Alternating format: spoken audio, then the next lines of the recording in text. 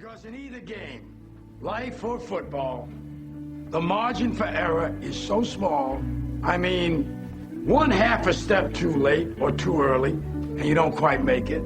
1/2 second too slow, too fast, you don't quite catch it. The inches we need are everywhere around us. Hell yeah. They're in every break of the game, every minute, every second.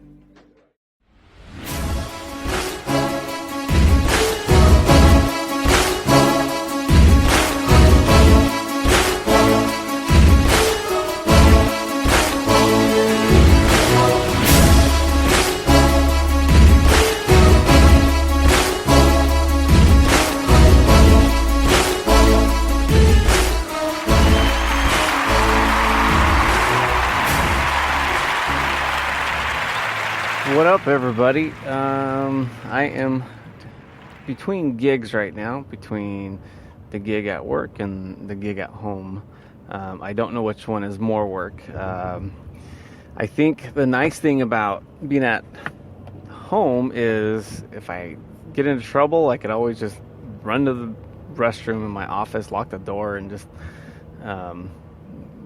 at least it's locked and I can get out of it. The thing at work is there's always something, somebody pulling on my shirt or asking me questions, calling me, emailing.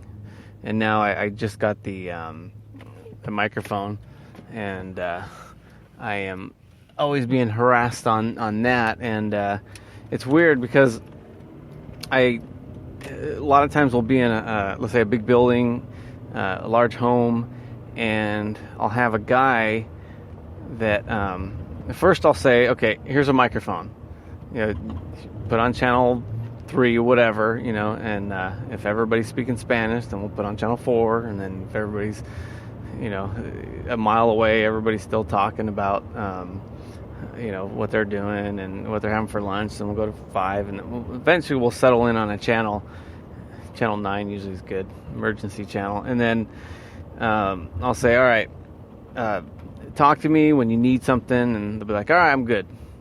And never fails. I have a question, I put the mic up. Hey, are you there? Nothing. It's quiet.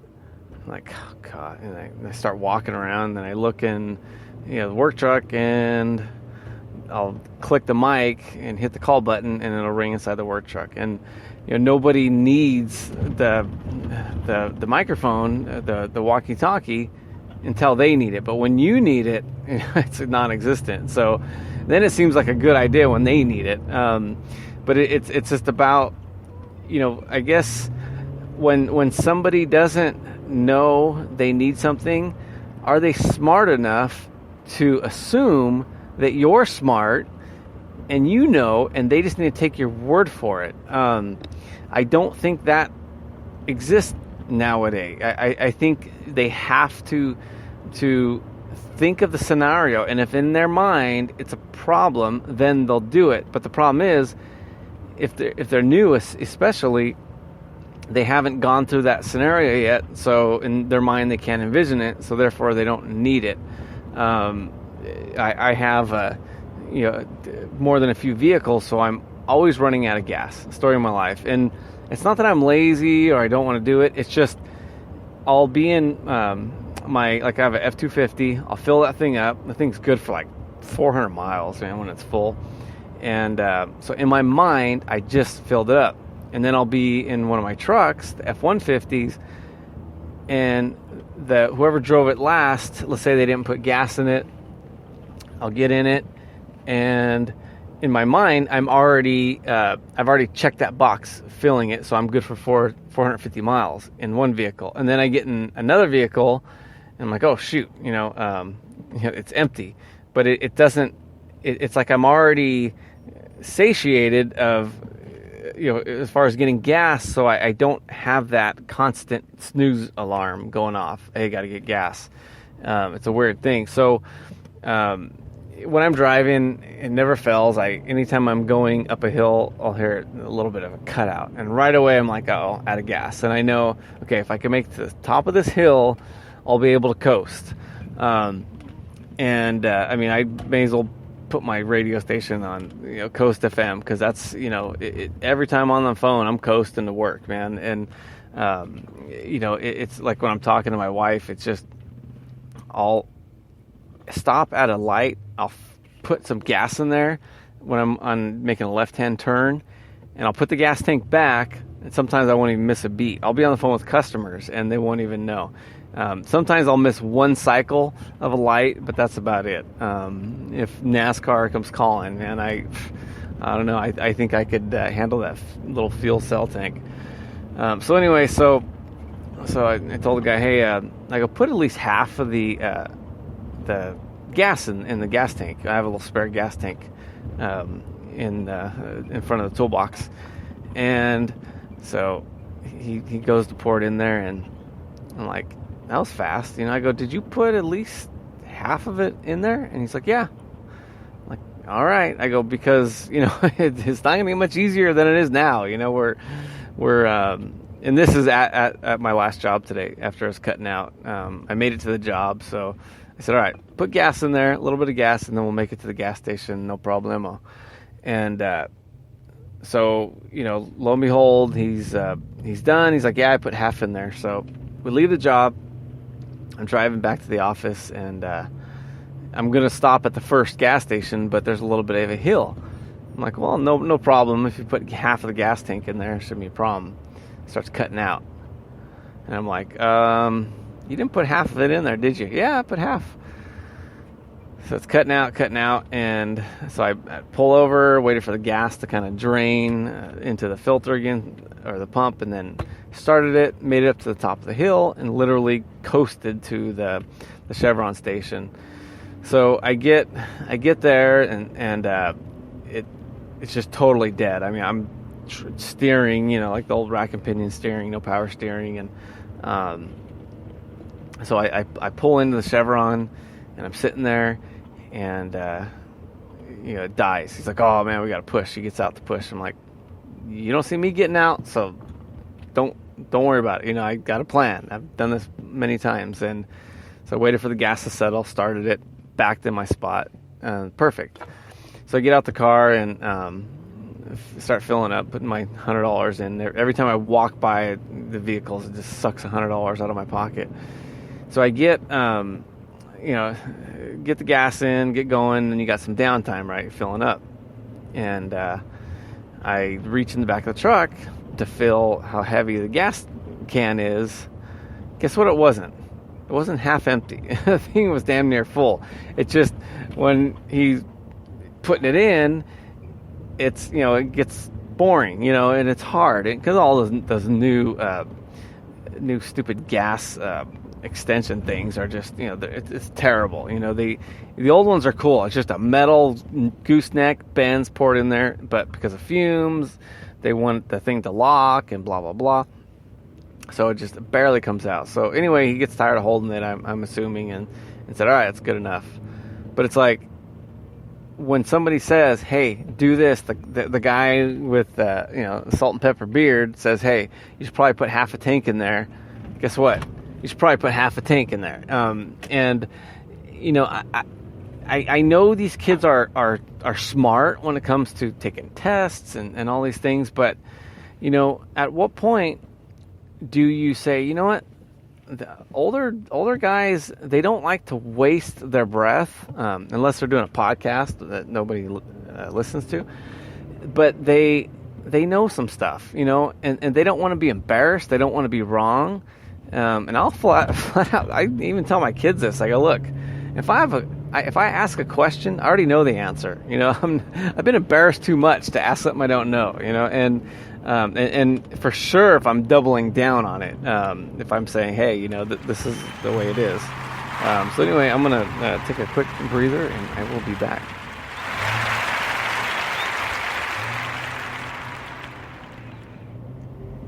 Hey everybody, go to next-sugar.com to get your real sugar with half the calories or up to half the calories. Sometimes it may be in the 40 percentile. Get your ketogenic diet going, and that's one way to get it going. If you don't want to do it, buy it for somebody that you care about, because sometimes people just need that kickstart, and it may just be a box or a bag of Next Sugar. Also, you can bake with it. And check me out on a daily podcast on Instagram. I'm going to be posting some stuff every day, just kind of little teasers to get other people going. And eventually we will get the website going. It's adailypodcast.com. But be patient, very patient, because it's me building it. And my big IT team that consists of my wife right now are working on it arduously as we speak. Well, right now she's probably watching the Bees movie with the kids right now. But I'm certain as soon as she's done with that, I'm sure she'll get right on it. Anyway, I know she listens, so I could poke fun. I hope she'll laugh. All right, guys, we will get back to whatever exciting stuff I'm talking about.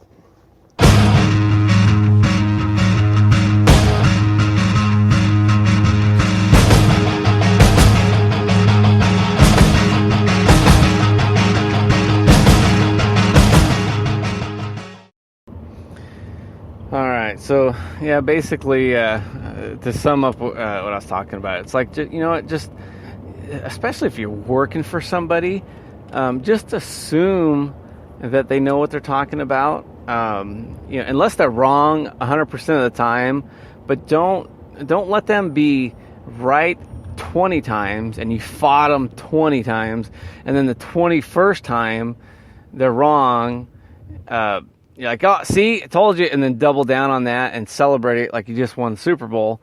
It's just say, look, if you would have listened to them those 20 times, you would have saved so much time. The 21st time they were wrong, it's still they're still in the win column, as far as fighting them every time, And the other thing too is, especially if it's your boss, he knows if he's wrong. He doesn't need to be reminded. But what he knows even more is when he's right and when he was challenged, and now he had to double down on explaining himself and this and the other. And like, this isn't like, oh, I hate you, you're bad. No, this is just how to make your days go easier, and then everybody they'll want to work with you more, and because you're easier to work with. And the other thing too is, if you're trying to be right, you're not learning. And like, usually what I do with my guys, I say, look, give me 2 weeks, okay? I'm going to tell you everything you need to know. And you're going to forget most of it, but at least I would have told you, So when you hear it the second time around, then maybe you'll learn it. But give me 2 weeks. Even if I tell you something don't say and blah, blah, blah. And I go, because eventually I don't want to be around you anymore. In other words, I want you to be so good, I want you to mimic me so much that that I don't need to be around you. The only time you'll hear from me is when something goes really good or really bad. And so if you don't hear from me, that's even better. And that is my flaw. I tended to be more negatively. That would kind of get me to get my attention, and on a subject and when there's problems, and I should have, if I had to do it all over again, I would have been more positive in my interactions with people. In other words, more positive engagements instead of only when, hey, you're late for work, hey, this customer complained. It would have been more of, hey, great job, this customer said you did a good job. But then again, maybe I didn't have enough positive things happening for me to say it. So who knows, maybe in theory I would have been. But so just, if when you're with your boss, just, he knows if he told you something that he already told you, later on he'll be like, oh yeah, I remember I said that before, and he'll appreciate the fact that you don't say anything. But when you start saying, oh yeah, I know, or I told you, then the boss is like, all right, I'm good. And what happens too is, sometimes if the boss knows he's going to get lip, for lack of a better term, he might only say half of the things that he would normally say. Well, you're the person that's going to come out on the losing end, because what happens is, let's say the boss could say something, you're still in that learning curve, and it could save you some time and embarrassment. but he thinks, okay, you know everything else. I'm sure you know